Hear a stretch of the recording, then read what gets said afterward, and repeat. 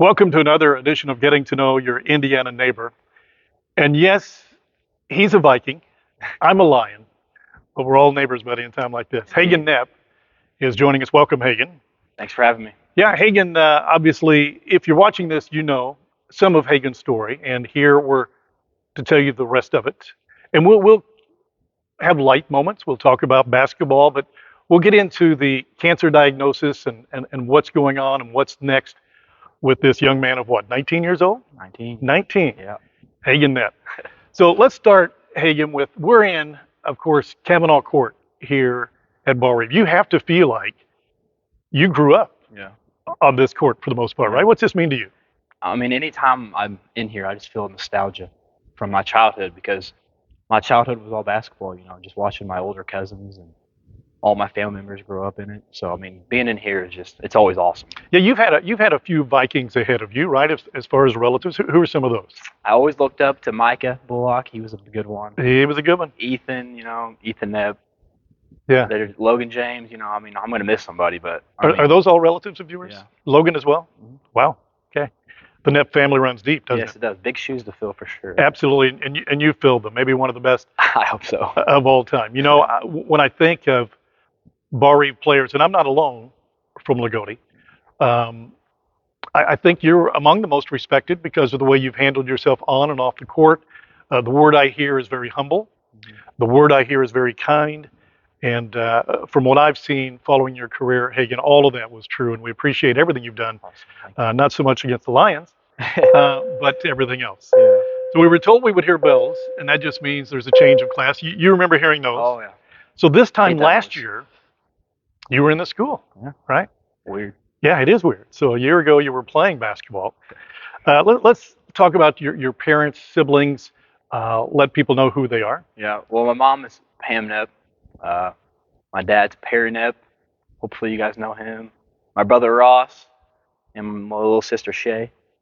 She might be running in the background here in a little bit. Yeah, the kids are transferring from class to class now, looking in here and wondering what's going on. I see Mr. Doyle there. He's protecting He's a us. police right now. He is making sure that nobody walks in, and we appreciate that. Where did you get your love of basketball? I mean, obviously it runs deep, Mhm. and maybe from those people you just talked to me about. But where did you get your love of basketball? Just when I was a little kid, I mean, Dad always put a ball in my hands, He never forced me to do anything. It was just, I don't know, I just kind of just was gravitated towards it as a kid, growing up and everything. What a sweet left-handed shot. Oh, yeah. I mean, I can picture now that little fadeaway. Yeah. And once you got in the lane, it was like, it doesn't matter. You're Yeah. going to get the shot off, and more than likely, it's going to go in. So 2015, the Vikings won their first state championship. You would have been in what grade? Wow. It's probably sixth grade, maybe? Sixth grade. Pretty impressionable time, right? Yes. So do you remember those days? Oh, yeah. Did you follow them all the way through? Oh, yes. I was obsessed, Yeah. It was like, because they were like my heroes, like all them guys. Uh-huh. Like, I don't know, like when I was like at high school playing, like I didn't really understand like what it meant to like the little kids. Yeah. But like then I put myself into perspective as that little kid, like they were my heroes. Yeah. For them to win, it was just awesome. Yeah, that's amazing. Generation to generation, we felt it at Lagodi. Of course, you've got heroes growing up, and then you're the hero of so many of these kids, and I'm sure you feel that responsibility. Yeah, 100%. So, the highest of highs and the lowest of lows. If you look at yourself in the last, I'm going to say 18 months, because you won yourself a state championship in 2021. Mhm. And when I think about the highest of highs, there's a picture out there of you once you realized the game was over. You're state champions, of you jumping in Coach Thompson's arms. You remember that? Yeah, I remember that. What was going through your mind right then? Well, I mean, if you're on a basketball team, there's just incredible highs and there's incredible lows. Yeah. And there's just so much, like through the season, just so much happens. And just at that moment, it's just like all my emotions were just coming out, and I guess I just jumped into his arms, Well, and we have to remember you've been so close, but you hadn't won one, and your buddies, your classmates were there with you, and I know that had to feel great. So that had to be among the highest of highs. Oh yeah, 100%. Right. So that was your junior year. Mhm. So you graduate in May of this year? Last year, you were among the leading scorers in the state. You had a great season, signed with Grace College. Mhm. Why Grace College? What felt right about Grace College to you? Well, first of all, when I went up there and visited, it was just absolutely gorgeous. Where is it? It's like in Warsaw, Okay, so there's just like it's way up there. hundreds of lakes just everywhere. And I just thought this campus just looked wonderful. Yeah. Okay, and then I started meeting everyone on the team, and it was just like, I love these guys. Like, from the moment I knew I was going to fit in perfectly, which I did. You know what I mean? So, like, Yeah. the main thing for me was I just had to find people I would like to be around, and that's what I found with Grace. And Bryson Graber was Of course, already there. Yeah. I can't go without mentioning him. Yeah. Without him, it'd be hard. Yeah. You know So, what I mean? so you sign with them, you graduate summer. What was this past summer like for you It was probably spent most of my time in here, in here? in the weight room, trying to get stronger and just, I wanted to help, like, be able to help out as a freshman. So that's about my whole summer. I was talking to Jeff Doyle, Mr. Doyle, prior to this, and he was telling me that you worked here at the school this summer, Mm-hmm. and you were hitting the weight room, I was tired, bro. and your arms were getting big, and at that point they would have never suspected anything. Exactly. But what about you? You just said you were tired, right? Yeah. Well, that was just because when I worked here, Okay. right after work, I'd get in the gym. So nothing at that point No, I was completely led fine you to in the believe summer, we are where we are today. All right. Mm-hmm. So you did get to Grace College. Mhm. You practiced. Tell me what the practices were like, and if at any time you felt like not yourself. Yeah.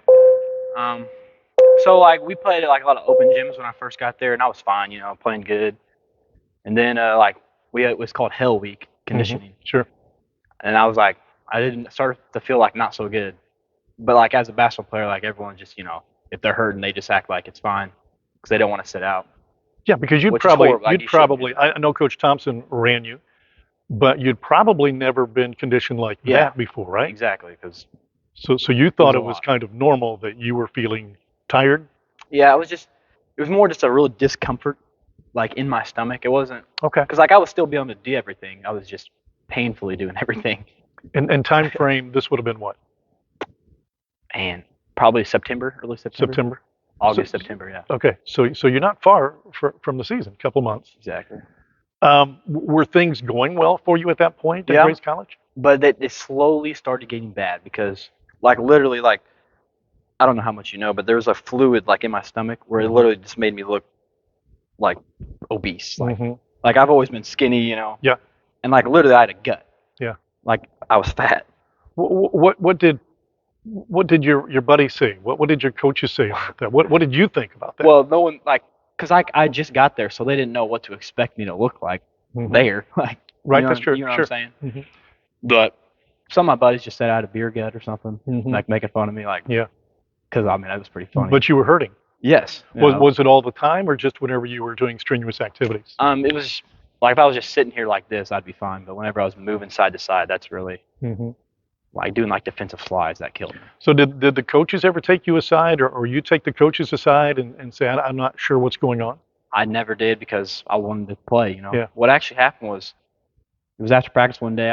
We were doing shirts and skins, and I went skins. And after practice, my teammate Jake Wadding at Grace, he was like, "Man, like you don't look okay. Like you need to get that checked out." And I was like, "You're right. Mm-hmm. Get it checked out." And I'm in the emergency room like the next 2 hours. So had you been home to where your parents noticed this too, and your Yeah, family? I went home for one weekend when I was literally like Yeah. bigger. What was the response? I mean, they seen something was not right, but I just told them everything's fine because I wanted Mhm. to play, Mm-hmm. which is, I mean, thinking back now, that's just so stupid. Well, but you're 19 years old. I mean, who would Yeah. suspect that anything like that? Exactly. Yeah. But so your buddy tells you should have it checked out. You do. You're at the emergency room for a couple of hours. What do they tell you? Well, they did all these scans. They gave me some drugs and everything, and they came back. And the first thing they said, they're like, "It looks like cancer." Really? Yes. Wait a minute. They said this to you. Your parents weren't with you. Parents were my Bryson was with me, and my assistant coach was with me. And yeah, that's what they said. And like everyone was really mad at the hospital because it was just one little PET scan. They saw something like in my stomach, and they were Mhm. like, "It looks like cancer," which I mean, it was just like So you had to have another opinion, Yeah. right? Is that what you thought? So I took an ambulance ride to Fort Wayne to like Right from there, from the hospital? mhm, Okay. Which is how far? Well, we're sold Fort Wayne. 45 hour probably. Okay. Yeah. So I was in the ambulance for a while. Got there and they did so many more scans and like, for most time, like for a while we didn't know what it was. Hmm. Like they just guessed it was that. You know what I mean? Yeah. Who was with you in the ambulance and at the hospital in Fort Wayne? So I have some really good friends. So Bryson Graber's family, Tom Boyd. My Yeah. mom was home and I told her everything. Okay. And I mean, like that, they got a plane for mom privately and flew her up. So she Mhm. was there within the hour of knowing. So tell me about that phone call. Did that come from you? That hey, I'm in the hospital in Fort Wayne. Here's what they're telling me. Or did you call her after you left the emergency room I in called Warsaw? her right after they told me the news. I was like, they Mhm. told me this might be cancer, you know, and she was obviously like any mom would Yeah. just freaked out and Yep. she got up here as soon as she could. So then, what was next after that? And then I stayed in the Fort Wayne hospital for 3 days probably just doing they actually like drained my stomach, Hmm. which was a really weird process. But like they just stuck a hole in me and just like Hmm. sucked all the liquid out, you Yeah. know. So I mean, I was feeling pretty good after that because I had like 15 pounds of. Yeah. Yeah. That's incredible. And did they talk about how unusual that was, or how serious that was to you at the time? It was just like, first of all, like after I got done, I was just so relieved because I've been dealing with extra 15 pounds. Hmm. So I mean, it felt really good. Yeah. But like, again, there's a problem inside me and I didn't know what it was. So I was just nervous. You know what I mean? Yeah. So that was still in Fort Wayne. Mm-hmm. Okay. So around Thanksgiving time frame. By the way, the holidays for you guys Mm-hmm. Yeah. weren't routine, Oh no. to say the least. But around the Thanksgiving time frame, um, the doctors tell you and your family at some point that you have appendix cancer. Correct? Very rare. In fact, it's rare in people like me, my age. But for someone like you, it's extremely rare. Yeah. So when they told you that, I mean, what was going through your mind? When they told me how rare it was, I was like, I mean, that's just me, you know, like having a rare disease, you know. But I mean, it was obviously nerves, because, Hmm. but also I was like, the appendix, like I don't need that, like just take it out. Okay. You know what I mean? Which So I you're mean, thinking if we're going to have cancer, it might as well be something you can take out right yeah, away, right? because at that point I didn't know how much it had spread. At Yeah. that point, you know, I just like, all right, take it out, you know. Did they not with the first surgery actually thought the spreading was contained? They didn't really know what to think before they opened me up to went in there. So like they took out my appendix, took out some of my colon, and took out like the bottom part of my peritoneum. Yeah. What is that? I don't know. Okay. I mean, I saw that and I didn't bother to look it yeah, up. I don't know what that is, Medical but term. they took out half of it. Peritoneum. Yeah. Yeah. So, but then they said they're like they told my parents before I went under, if I'm out for like 12 hours, and that's good. That means like they see everything, they're take it out. But if I'm only out for 5 hours, that's not good. That means there's a lot in there. We couldn't really do too much. And I was only out for 5 hours. Like they didn't know how much it spread until they literally opened me up. You know what I mean? Now, was this the December surgery, Yeah. early December surgery? Okay. Mm-hmm. So the type of cancer that we're talking about, I mean, as you Google it, and I know everybody's Googled it that Yeah. knows Hagen, and what it says is it hits only about 1 or 2 people per million here in the U.S. And most of those people are my age, 50, 55, older. But rarely does it hit somebody Yeah. at the age of 19.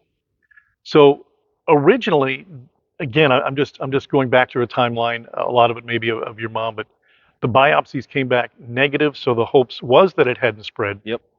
and your family had to be at that time at least encouraged by that, right? Yeah. I mean, we were told so many different things. Yeah. It seemed like every day it was just something else. Hmm. I mean, I was told, you know, it's not cancer. I was told it's cancer. I've been told everything. So You kind know of a what I mean? roller coaster. Yeah. I mean, I've heard all the news. So I mean, Yeah. you know what I mean? And the news that you eventually heard is probably, I guess, to be grim, probably about the worst news you could Yeah. hear. Correct? I mean, is that Doesn't fair? get too much worse than that. Yeah. I mean, I know everybody. You know, your family what was positive in the updates that I saw, your mom in particular, Hmm. but the fact is that it's pretty grim still, Yeah, it is right? 100%. So after that early December surgery, the cancer had spread Hmm. more than anticipated. Now, again, I'm just going by updates, but at that time, I thought the word was that you were going to have your appendix removed, part of your colon, and then the next step would be 6 months Yeah, of chemo, yeah. then go back in to remove the tumors. What happened between then and now that that surgery is going to be, what, January 12th? Yeah. Thursday of next week, Yeah. January 12th. Anything happened that changed They that? just, I mean, again, they just told us, like, so I woke up in surgery, and that's what they told me. They said, after this, you'll have 6 months of chemo, and then we're going to go back in. And then literally the next day, because I was still in the hospital, obviously, they're like, change of plans. It's called a chemo bath. Yeah. So, like, when I'm under, they're going to put chemo in me Okay. and just, like, let it sit in there when I'm, like, during surgery. So the surgery is going to be a lengthy one, right? It's going to be What'd a they tell while. you? 12 hours, probably. 12 hours. Maybe more than that. Where would this be done at? IU Med Center in Okay. Indy. All right. You'll be in good hands. Very good hands. For this, like, certain thing, they're, like, experts. Have you been up there yet with, I'm sure you have, consultation, what have you? Yeah. Where was the surgery at in December? Was that, It was the same place. it was Indianapolis. Mhm. Okay. Pretty good. So that is coming up on Thursday. As we sit recording this, it's Friday. So isn't it ironic, Hagen, that this time last year and the 3 years prior, in the coaches versus cancer game, you were playing for somebody that you probably knew, Mhm. that you probably loved. And this year, the night after your surgery, they're going to be playing for you. That is weird. Isn't it weird? I mean, it's got to Yeah. be surreal. It can't even be anything that you can wrap your head around. Yeah. Because, like, when you're in that moment, you think, I'm gonna speak for myself here. I think I'm invincible. Like, Yeah. you know what I mean? Like, I'm like, I look at that and I feel so bad for those people because I think it could never happen to me. Hmm. And, like, I just feel like, I mean, I was dead wrong. You know what I mean? It can happen to anybody. Yeah. I just felt invincible, but I kind of been brought down a few pegs. Yeah. Now, did I read right? Is this the second appendix cancer in your family? I think one of my cousins have it, or some. I don't even know. Okay. One of my, like, third or fourth cousins have it. Okay. Do you know if it's genetic? I don't know.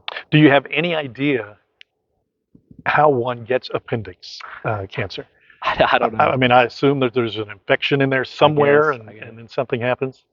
So the symptoms in the very beginning, I know you said you had the stomach, Mhm. but in your workouts, you just got tired. Well, when it was pretty bad, I was still, like, we had practice and stuff, and it was just like it was just painful. Like, Yeah. and, like, again, like, it kind of just puts life into perspective. Like, basketball, like, really does not Mhm. matter. Like, I look back at me and I was just putting myself through, like, absolute Mhm. just crap just because I wanted to play. And, like, I should have spoke up way sooner, but I didn't because I wanted to play. Mhm. And I think, like, when you think, like, from my perspective now, like, life is so much more important than a Yeah. simple game of basketball. Yeah. You know? Do they feel that if you have spoken up sooner, things might be different at this point? I haven't really thought about that. Yeah. Or talked about it or anything. Uh-huh. But I'm sure, How painful was it for you at its worst? it was pretty bad. Here in the abdomen? Yeah, just because again, I was carrying an extra 15 pounds, and Yeah. also, I mean, having cancer in there, it doesn't feel good, Mhm. like, painful wise. Yeah. How'd you sleep at night? Was it painful even Yeah, as you rolling slept in and tossed sleep. and turned? Yeah, it was hard for me to get to sleep. I stayed up till about 1 in the morning every night, just tossing and turning, just Yeah. hurting all night. Was Bryson your roommate? No. No. No. Have you been back to the campus since the surgeries? Since this last surgery, I have not. When was the last time you were on campus? Man, it's been a little bit. I don't know. Yeah. I can't even tell you. Okay. I Do can't you remember. keep in contact with them? Oh, Are you watching the team? Yes. How they doing? They're doing really good. We're a very good team. Yeah. And they've just been awesome. All of Grace College, I love them, dude. They're awesome. Are you able to follow them online or anything? In the hospital, me and Mom would always watch all the games, and I'm always watching them. What have they done for you? I can imagine even that community in the small time Oh, you've man. been there has been good to you. The Davidson family has been really nice. Frankie Davidson family? Frankie Davis, they've been through so much, and Yes. it's just Yes. the amount of love they have. Just the kids, the mom, everybody. Just I love the Davis family and everyone from Grace. Just So for those of you who don't know, Frankie Davidson is the son of Mark Davidson, right? He was the head coach at Fort Wayne Blackhawk, who annually participates in the North Davies Classic, the Bobcat Classic now. And he had contracted cancer as well and eventually passed away. mhm. And Frankie, though, is at Grace College. Did you, when you were playing against Frankie in the one or two times, did you become friends with him Frank is or enemies? well, my freshman year we were definitely enemies. Yeah. But I mean, like him now is just like I'm good friends with him Mhm. now. But I always talk about how he was just like he was like a god figure when I was a freshman because he was so good. Yeah. You know what I mean? And it was just like he was just untouchable like in high school. And now like I'm playing with him. It's just pretty funny. Yeah. So, like you said, he went through a lot. Oh yeah. Has he shared a lot of that with you? Yeah. I mean, we like it's like Grace is super personal, like our team is. So you can talk about anything with anybody, and it's just like it's really good to open up. Like we encourage opening up our Hmm. emotions. You know what I mean? So I mean, they talk about it, and I've just never met someone who's so like godly. Like the Davidsons, like the most horrible thing has happened to them, and they're just like the way they took it, and they turn it to a positive, and like just keep looking towards God. It's just Hmm. like they're inspiring me every day. Well, what about you? Silly question, but of a 19-year-old, maybe it's not so silly. Are you scared? Of course, Yeah. you know I try to put on the persona that I'm not, just because I don't, like the people around me that love me. I don't want them to freak out for me. You know what I mean? Hmm. I want to act like I'm staying strong for them. And if I act like I'm strong, I can trick myself into thinking. Sure. You know what I'm saying? Yeah. Well, what are days like for you right now leading up to the surgery? You've got this. What else do you do? I really just try to keep my mind off of it. I don't like just sitting. Hmm. I like to be with my friends a lot. That helps me keep my mind off it. Or what activity, if any, can you do? If you had a basketball right now, could you shoot a free throw? Oh, I would hit it for sure. I wish I had one. No, I probably wouldn't actually. I was like yesterday, all my friends played pickup, and Hmm. I just went and watched. Hmm. So I mean, But do they discourage any sort of activity like that to where you're stretching or anything? yeah. Or, I mean, I still shoot. I'm not gonna. mhm. They can tell me I shoot a little bit, but Do they discourage even that? no, Okay. not really. But like strenuous Mhm. activity, like running, and Mhm. can't really do that. So Yeah. I can play pig. Yeah, but you win too. Oh yeah. Um, well, how do you feel? I mean, right now you look good. I think Yeah. you said you feel good, but I know this time next week it's going to be an entirely different Yeah. story. Yeah. But how do you feel right now? What's your mindset like as well? My mindset is just every day you need to live like there's no Mhm. reason to be negative. There's no reason to spread any hate. There's no reason for that because you never know. Mhm. So my mindset right now is to be positive, encourage others, and just always be, feeling good. You know, if it were me, and nobody can put themselves into your shoes unless they were in your shoes. But even if I felt that way, I'd be worried for my parents, my siblings, 100%. and how they feel. How do you feel like they're coping at this point in time with the surgery looming less than a week away? Everyone copes differently. Yeah, It's just I think it's kind of brought our family together. sure. But I mean, of course, I can't Hmm. imagine what they're going through. I'm sure like whatever they're going through is probably worse than what I'm going through, and Hmm. I'm the one that has it. Yeah. That's what I hate about the whole situation is just the way it's affected them, my family, my brother, my sister, my mom and dad. You know. Yeah. So this time next week, this time next Friday, things go well. You're finally out of surgery. What do they tell you the next step would be as far as the road to recovery? So just depending on how it goes, they said there's a chance that I could have to do chemo like for months after. Even if they do the chemo bath. Yeah, just like in case they couldn't get it all, like in case the chemo bath doesn't reach all. Okay. You know what I'm saying? So I might have to do some of that, Hmm. but it mainly just depends on how surgery goes. Have you had chemo to this point? Mm-mm. No.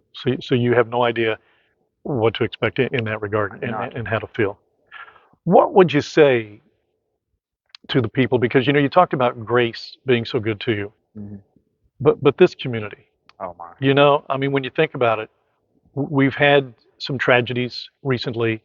Prayer warriors, you know, have been out there in force, and with you and your family, I know they have been. But what do you say to the people who have and will continue to pray, who have continued to donate, Mm. who just have you and your family in their thoughts over the last several months and over the next several months? The amount of love I've felt, um, like before I had all this, I obviously I loved my community. I love the communities around, you know, but I didn't know how loving it was until Mhm. now. The Yeah. amount of just people sending letters and people making donations and just it's just awesome. Mhm. Like and all the prayers stuff, I feel that. You know what I mean? Like I feel the love from everybody, and it's I just I appreciate it. My family appreciates it so much. You know, that's funny. That's exactly what Landon Mathias said. I feel Yeah, the seriously, prayers. You know, you do. they're just. I mean, how could you not? I mean, they overwhelm you. We Seriously. overwhelm you with prayers and other types of love. But um, okay, so you answered a little bit about what I asked in regards to the road to recovery. That was kind of hopefully short term, the Mhm. chemo. But have they talked about beyond that, that if things go well, what you might be able to expect in regards to activity and back to school, those types of things? We don't really know. You know, I could be, Hmm. you know, done with stuff like that, but we don't really know. Have they talked to you about success rates?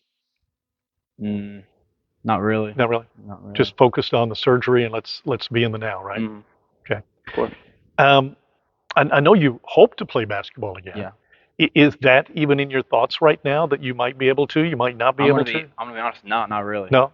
It just this whole situation has really put my life just Yeah. into perspective. Like basketball really doesn't matter. It really does not matter. That's the Okay. like the last thing on my mind. All right.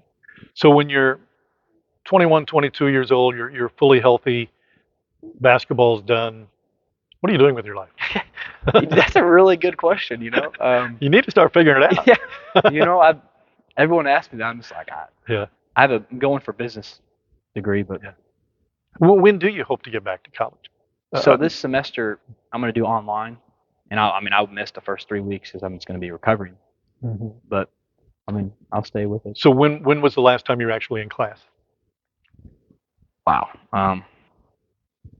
Or that doesn't matter. I guess my question would be, have you been able to do anything, whether it's in class or online, Mhm. since all of this has happened? So I missed like all my finals and everything, You did. but I've been able to do those online. Oh, But you were able to. yeah, Okay. Okay. And you expect this next semester to be online after yeah. 3 weeks or so?